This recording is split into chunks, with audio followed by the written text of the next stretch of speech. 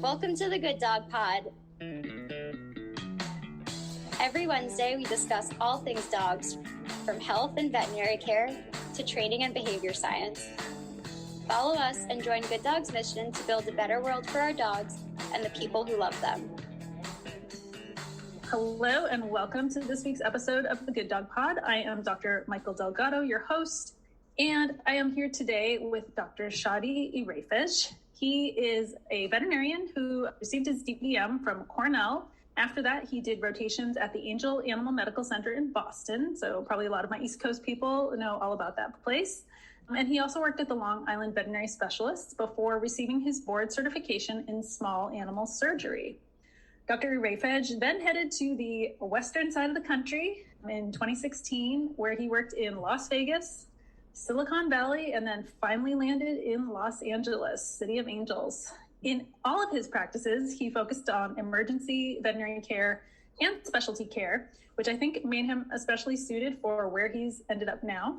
So in 2020, Dr. Ireifej founded a company called Vet Triage, which allows pet parents to connect virtually with a veterinarian 24/7, 365 days a year, for what I would say is a very reasonable fee. Dr. Ireifej currently serves as the Chief Medical Officer at Vet Triage, and I'm super excited to talk to him today to learn more about this service, his company, and how Teletriage can help pet parents. So, Dr. Ireifej, thank you for being here today at the Good Dog Pod. Thank you for having me. This is very exciting. Great. Well, I always like to learn a little bit about kind of what makes my guests tick, their background. So maybe you can tell us a little bit about how you ended up as a veterinarian who is focused on surgery and emergency care. Because sometimes I hear from veterinarians they don't like surgery or they, don't like emergency care, like kind of takes a certain maybe personality to kind of gravitate towards that. So maybe tell us a little bit about how you ended up there. Yeah, I definitely think it's a personality attribute why folks would choose something like surgery, which is very hands-on, could be high risk, versus something more like dermatology or internal medicine where you're in your head a lot and not so much hands-on per se. I like the thought that I can intervene, medically speaking, in a pet's care and physically fix the problem, like right then and there in real time, fix the issue, and pretty much within some boundaries, predict what the outcome is going to be. You sort of know how they're going to heal, and it all depends really on your hands, which is the known part of all that. And then the unknown, which is how the patient's individual body is going to respond. So I've always been interested in that aspect of the profession. I like all the aspects, but the hands-on, fix it right then and there really appeals to me. Okay. A little bit of like, you need some interest in adrenaline to kind of handle the emergency care coming through the door. Yes, some of it is very much like that. It's a rush. Time is of the essence. This pet is not going to make it unless you jump in right now. And there are others that are elective procedures that you're trying to fix a fairly mild ailment. Either way, the goal is the same, right? Improve the quality of life, take care of disease and trauma. Yep. So you get immediate satisfaction from that as a surgeon. Cool. Okay, well, I want to jump right into Vet Triage because it's an idea that really I hadn't even considered until 2020 is when the coronavirus pandemic started. And that's also when you founded Vet Triage. I don't know if that was a coincidence. So yeah, was this a direct response to what was going on with the pandemic? Or were there other reasons that you felt the time for teletriage for pet owners had arrived? It was not induced by the pandemic. I had realized maybe close to a decade ago, working in ER specialty, the front desk staff, the receptionists would receive hundreds of calls every 24 hours of people asking, do I have to come in? Do I have to come in? And our answer in the profession for decades has been, if you're worried, come in. Yeah. We'll just see you. And I thought, well, what if you took those pet owners who weren't really sure, who want confirmation, maybe they don't have a car to drive to the ER, maybe it's in the middle of the night and they don't drive at night, maybe it's financial, maybe the dog is aggressive, the cat is feral, whatever it is, you kind of don't want to go unless you really have to. Sure. But you would go if you really had to. Yeah. And I thought, why not make that a business model? And that was a decade ago that I thought about that. Then I started working on this project with some seriousness about 7 or 8 years ago, working first on legal, ethical boundaries to it, as well as the technological aspects, and just developed it over time. We actually ended up really doing like a soft launch at the end of 2019 with just me and just to see kind of where the bugs are. And then a full launch early 2020 before the pandemic was a discussion point. And then now, of course, we all know, but it was not induced by the pandemic at all. In fact, I hadn't even thought about calling it telemedicine or telehealth or anything when I was developing. I just thought you would just talk to a veterinarian over the phone and that would be it. That's the entire business plan. it evolves this like massive thing now where we're 24/7, all video, only doctors on staff, any species globally. It's amazing. I mean, even thinking back, because, I've had pets my entire adult life, and I can tell you that I was one of those people that called the veterinary hospital several times. Like, my cat was having difficulty urinating. Is this an emergency? I don't know. Like you said, I didn't want to bring him in if it wasn't an emergency, but if it was, I certainly wanted to bring him in. And the receptionist staff, they can't diagnose, so they always said, well, just bring him in. That was always kind of the set answer. And then, of course, in the emergency practice, you can sometimes wait for hours for absolutely good reasons. But yeah, I didn't want to be a clog in the system either. And I'm an anxious pet parent, so I always would kind of err on the side of paying for peace of mind. You mentioned the reasonably priced aspect to it, which I appreciate, because the way I see it is you either pay a fairly small fee to get peace of mind and knowing that your pet does not have a medical emergency, and you can know what to do at home and what to look out for, and so you can make a regular appointment. Or if it is an emergency, you pay that small fee to at least now know, okay, I should go in. I'm about to commit hundreds, maybe thousands of dollars on emergency, but at least now I know I had a doctor tell me this is worth going in for. Yes. And so really, regardless of the outcome, it's beneficial for that fee. We know that 80 to 82% of these cases end up not being emergencies. So the chances are in your favor, you will not have to go in anyway, and that fee becomes even more priceless to you. 80%. Yeah, and that is a consistent number. We've looked at data on our end from academics like Cornell University and University of Minnesota have partnered with us, all the way to rescue organizations like SPCA, or to your standard clinics, whether they're small or large, 24/7, whatever. It's across the board fairly consistent. In the low 80s is a percentage of cases that are not emergencies. Do you know, and this is like a total side note, but just from like a data perspective, because we know in human medicine, right, like a lot of people end up in the ER because they don't have a primary care physician. Is that also true of veterinary ER, where these are folks that don't have a regular relationship with a veterinarian? Is that a fairly consistent number or not? I so would much? actually say somewhere around a quarter to a third of our clients don't have a family veterinarian, because most of them, because they just moved to a new area. Yeah. The other, let's say 70%, have a family veterinarian, but the reason why they're approaching us or going to the emergency room is because their veterinarian is closed. Yep. It's after hours or a holiday or whatever. We are seeing more and more, especially since the pandemic, but where we call a daytime overflow, where the GP is booked. Yep. They're open. They just can't fit you in. Your options are either virtual or go to the ER. But most cases, they're coming to us because their family veterinarian is closed after hours. Great. That's super interesting information. I mean, you don't really think about and it's all a ripple effect, right? I mean, we also know that since the pandemic, a lot of people have a hard time actually making an appointment to see a veterinarian, especially if they're a new client. You could wait weeks, or even I've known people that had to wait months to see like a cardiologist. So yeah, it really highlights how important emergency services are as kind of a Band-Aid, but also like why what you're offering could be a huge just relief to the entire system, the way it's set up. So I think it's really cool. And a lot of our clinic partners aren't even accepting new patients anymore. They're done. So if you already are established with them, it's already taking weeks to months to make a regular appointment. If you don't have a veterinarian in that area, you may not be able to get one. That's scary. That's really scary. Can you tell me a little bit about how Vet Triage works? So do you only work on like veterinary clinic referral, or can anybody call? Do they have to be a member? Like, can I just get on your website and get in right away? What would someone expect who's new to your service? Any pet parent can access us. In the beginning, when we were fairly new in this, we had people off the street, basically. So folks would just find us looking for virtual vet. And now, easily 75%, maybe more now, are coming from clinics, rescues, or academic sites that have partnered with us. Partnering with us is free for the establishment. We're here to help the vet community, and pet parents pay us directly. So whether the pet parent is coming off the street, just finding us on Google or word of mouth, or they're coming from their family practice or the emergency room or the university or the rescue, it's the same process thereafter. We'll see anybody. You don't need a referral. There's no subscription. It's pay as you need us, $50, regardless of the duration that you spend with the doctor, regardless of species, where you're calling from, if the holiday, it's a weekend, what time it is, doesn't matter, that price stays the same. That doctor is yours. And we also are up to maybe 27, 28 different species, different animal types now. So everything from squirrels to fish to horses, dogs, and cats, we've seen a lot. And that's across 13 or 14 different countries too. Wow. Obviously, the majority of our pets are dogs and cats, yes, and the majority of our clientele come from the US and Canada, but still the spread is pretty amazing. That's so cool. And let's talk about, I think we've kind of already touched on this, but what are the advantages of these triage services, both for the pet parents, but also for the veterinary community? So for the pet parent, you have the obvious aspects to it, like convenience. It's fairly low cost. You don't have to go anywhere. You can look at your pet in its natural environment, not after a car ride, then a lobby, and then the vet clinic. So all those are positive attributes to the pet parent. And of course, the most important thing really is access to care, peace of mind. That's really what we're trying to talk about here on the pet parents.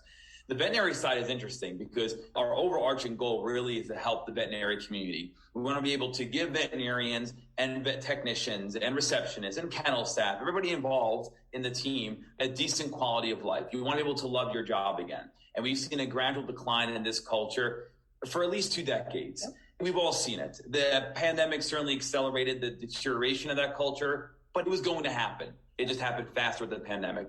And so that's our overarching goal, is to help the veterinary community. The way it helps them is we offload all the pressure they're feeling. They don't have to feel as though they can't help their clients, their pet parents. They can give them an option besides just going automatically to the emergency room, which also is backed up, but they can choose virtual and get a video with a veterinarian. So it's a high quality type of service. So by doing that, we can hopefully lower your compassion fatigue, decrease your turnover rates, try to mitigate those really negative aspects, suicide rates, right? These are things that are absolutely horrible and we never heard of before. And now all of a sudden it's commonplace to talk about it. So we feel if you can decrease the workload to that clinic and allow the staff to focus on their day as planned, it'll help with their professional quality of life, help with hiring, help with turnover, help with your whole emotional, mental health, right? That's the key. So the culture. Ultimately, that sums up to the veterinary culture. We fix it. On the ER side of things, if we can play basically traffic controller, only let those pets in the building that are truly critical, really sick, and need that level of care. The 80% plus that don't need that level of care, let's try and treat it at home, offer monitoring advice, and then get you back to your family veterinarian when they can see you again as a regular appointment, but so we can de-escalate the situation. Yep. So it all works together when folks utilize our services that way. That's great. Tell me a little bit about, so the veterinarians who work for you, who's answering the phone at 3 a.m. and where do you find veterinarians to work these shifts, be part of your team? What's kind of cool, but also sort of embarrassing, is that we've never, since day one, we've never advertised for veterinarians to apply.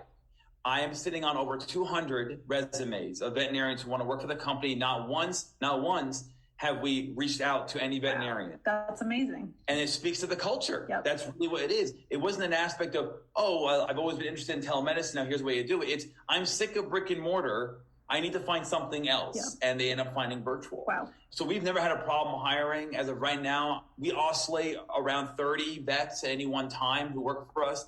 Some have schedules, some work like an Uber type model, whatever fits their life, because we want to promote quality of life. That's awesome. I hire, give or take, 3 to 5 vets a month, roughly speaking, which is infuriating if you're listening to this and you own a brick and mortar facility, because they can't hire anybody. And I just sit back and we just get resumes constantly through my inbox. Yeah. So we've never really tried to look for vets. Now, the vets that we do hire, I'm a bit picky. I interview all of them. Nice. I'm looking for a certain caliber of veterinary experience. They have to be able to make sound judgments fairly quickly on video. Right. And you lose a tactile aspect of that. You have to learn how to maneuver the client so they can use their eyes, their ears, their hands to figure out whether there's an emergency or not. Okay. They have to have a certain level of experience. So a lot of them are either emergency doctors, board certified specialists like myself, or they are experienced general practitioners who have owned and operated or sold practices before. Okay. Yeah. So they've seen a lot of things coming through their doors. Yes, they have to. You know, medicine really, when you boil it down, it's really pattern recognition. Have you seen the same thing play out over and over again sufficiently enough to say that's probably what this is, and this probably is what's going to happen? That's prognosis. That's what veterinarians, that's what doctors do. Right. You need a lot of experience to be able to get that comfort level. Great. We are here with Dr. Ireifej from Vet Triage, and we will be right back. Good Dog hosts monthly webinars with canine health experts, including Dr. Robert Hutchison, Dr. Marty Greer, and many more. Access all of these past webinars and stay up to date on upcoming webinars by following the link in the show notes. And we're back here at the Good Dog Pod. Today's guest is Dr. Shadi Ireifej. He is the Chief Medical Officer at Vet Triage, which offers basically teletriage services for pet owners. We're going to continue our interview.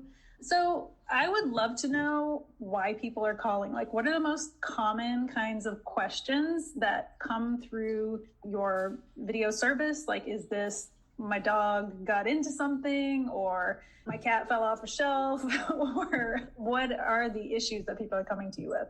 There's two different categories to this answer. One is why they're doing it, meaning why are they not reaching out to brick and mortar? And a lot of them do try that first, and they just don't have access to them. So the basic reason is we just don't know where to go. All the brick and mortars, no one's talking to us. And so we're contacting you. But medically speaking, the reason why folks see us, there's a top 5 list, and we know this through our data. And this is fairly similar to everything out there that's virtual in the vet field. Number 1 is gastrointestinal problems. You're vomiting, diarrhea, not eating. The second most common reason are urinary, peeing everywhere in the house, peeing frequently, bloody urine, trying to urinate. The third after that is skin disease. So hair loss, a rash, or whatever. Flare-up of allergies, sometimes 2 and 3 swap, depending on the data points. And number 4 and 5, it becomes down to hospice care and behavioral issues. Things like there's fireworks happening right now, thunderstorms, or they're about to happen, we want to be prepared, or we have to fly in a plane, or we need to drive to the vet clinic, what can I use to calm my pet down? And then hospice care, the end of life, how do I know when it's time? Some folks contacted us, the pet already passed, and they're looking for closure. Oh, wow. Yeah, they just want to talk to somebody who's a veterinarian. So that's our top 5. But those top 3 soar above number 4 and 5 for sure. No, that makes sense. And that's great that you have that data too, right? Because that can really inform what you need to do and what to expect. So that's really cool. You touched on this a little bit, but let's talk about, I think we've all heard a lot about, we know there's like a veterinarian crisis right now. There's a lot of mental health issues facing veterinarians. We've got this kind of never-ending backlog of patients seeking care, can't get into the vet. So what are the biggest challenges facing veterinary medicine right now?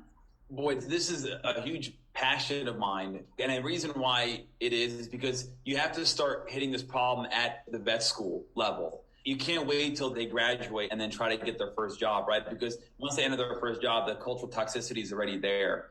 And so you have to educate the young people when they're in veterinary school, maybe even before veterinary school, if they're thinking about a career in this, they have to at least know what they're getting themselves into. Sure. Medically, of course, but also really on the floor, culturally speaking. So the biggest crisis we have can really be summed up with the culture. We have a cultural problem. It's a cultural crisis. It's where the poor quality of life at the workplace is affecting veterinarians and veterinary staff members. This is across the board. It's affecting them negatively, emotionally, mentally, spiritually, whatever, physically, whatever it is. And you can't have that. Yeah. Sure, it's a career. It's a passionate career. Of course, you've spent your entire life in school to get to this point. No career is worth the sacrifice of your physical, mental, spiritual, emotional status. No career is worth that. Then you've got to change gears or change the profession itself. So we're trying to make the argument that if we can offload the stress on veterinary staff members and improve their professional quality of life, and they can see what it truly means to have a positive culture in the workplace, they'll be able to attract more new grads who can then actually enjoy their profession, to join their chosen career, and then have a longevity in this field, retire as veterinarians, And so what you're seeing right now is veterinarians, they graduate, they get their first job, they can't stand it because there's a cultural problem there. And the way the generations work, millennials and then soon Gen Zs, they're like, all right, I'm just not going to do it. I'll just do something else. Despite they're in $250,000 of debt after vet school and spend 30 years in school, they just won't do it. Done. They'd rather have a job that's fulfilling to them and not toxic, even though it's a huge pay cut and they can't use their degree and they have debt. So we need to fix the culture, and that's the bottom line. That's easier said than done, right? Yeah. I compare culture to GPA in college. It's very easy to make that GPA go down, to plummet. Very hard to make it go back up. Yeah. Culture is the same way. It's very hard to keep it positive. And once it's there, it requires an intense amount of maintenance just to keep it there. But the second it goes negative, it falls hard.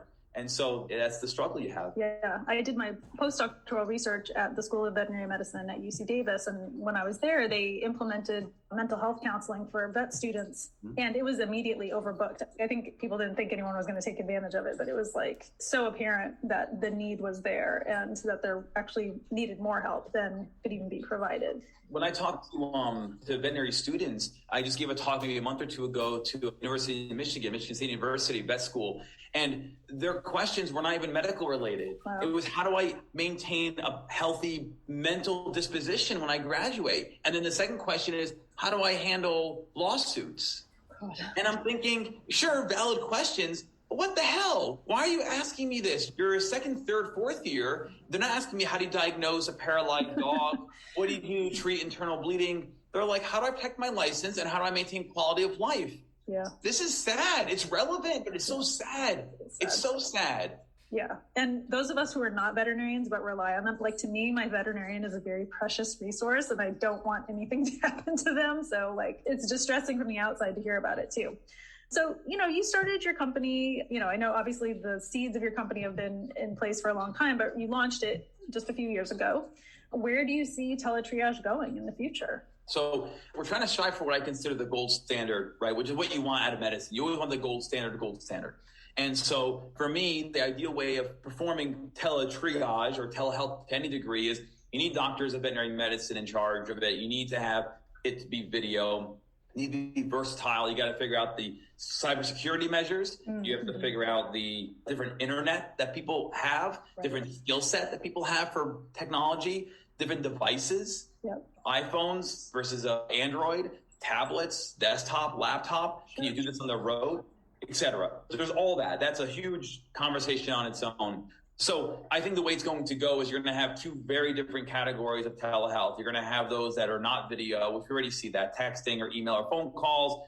And then you've got what I consider the gold standard, which is video. Yep. Now, where this is going to go is you need to eventually implement this in a brick and mortar facility, because our goal is not to replicate the brick and mortar experience or quality of care online. That's impossible. Yep. We can't do surgery. We can't give vaccines. We can't do stuff.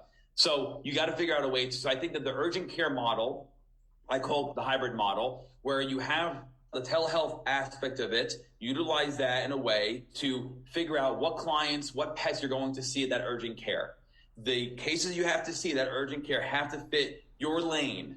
Otherwise, your urgent care just becomes another general practice or another ER hospital. And then you end up with the same problems that you have anyway right now: staffing, culture, wait times, hours of work, etc. So that's where it's going to go. It's going to go with the hybrid model. And we actually have already been in deep discussions with many folks who are fairly innovative that want to basically beta test this level of practice. It hasn't become an official mainstream yet. I've been advocating for the televeterinarian to be intimately involved with brick and mortar since our launch. And now we're starting to see folks who want to take a stab at this, and they're using Vet Triage for that. That's awesome. So at Good Dog, we are focused on supporting dog breeders, and a lot of our breeding community, they might live in an area where there's not an emergency hospital for literally hours of driving. Do you see Vet Triage as a good option for some of those breeders who might have questions during the whelping process or with their neonatal puppies? Yeah, we get a good number of calls from folks who don't know is she in labor? Mm-hmm. Is this normal? You were expecting 8 puppies, there's only 3 and this much time has passed. She's acting this way or whatever, or neonatal care. Yep. All the puppies are good, mom is good, but one of them now looks a little bit off or whatever it is. It's very, very useful because you're trying to decide as a breeder, do I need a C-section? That's what they care about. Is this an emergency? Do I need a C-section or not? Yep. And so we can absolutely help. There are some fairly stringent guidelines. All veterinarians know this, that we try to follow. There's always exceptions depending on the case, but absolutely, absolutely. Great, that's wonderful. All right, well, as we start to wrap up, I like to ask people just kind of a fun question. And for you, the question is, if you could be any breed of dog, which would you choose? So I've always loved German Short-Haired Pointer. Nice. They are just elegant looking. Mm-hmm. They're very smart. They're super loyal. Dogs get a reputation for being very in your face, just constantly, I want attention, which is great. It's why we love them. Yeah. I like German Short-Haired Pointers because they keep that at a moderate level. They're not in your face, but they're not apathetic like cats can be. Right? They have just the right amount of, I need you, but I'm good if you're like, yeah. So I really like German Short-Haired Pointers. I think they're just stunning looking. They're very smart. They're loyal. They pay attention. So that's my answer for that one. You like healthy, elegant, smart. Beautiful dogs, really just, but they are hunters, they are working dogs. And so you can't really lead a lax lifestyle with them. They need to be worked. Sure. They want to do stuff. So you have to balance, does that match your lifestyle? Excellent point. Well, I really love what you're doing with Vet Triage, and I'm all about innovation. And I think we need more forward-thinking people like you to really advance what we're doing to provide care for our pets. I mean, really, it's all about the animals, right? Like that's why we're all doing what we're doing, because we love animals. But I just love seeing new ideas and really pushing the boundaries of what we're doing, but also solving huge problems. So thank you for doing what you do. I think it's amazing, and I really hope that you continue to grow and have influence in the industry, because I think it's super important. Thank you very much. There's a lot of work that goes into this. It's a 24/7 gig. I've got a massive team behind me that make this happen. It's not easy, and we are spearheading a movement. We've got to be able to figure out how can we push the boundaries that currently exist, but also show ethically, responsibly that some of these boundaries we have are stupid and outdated.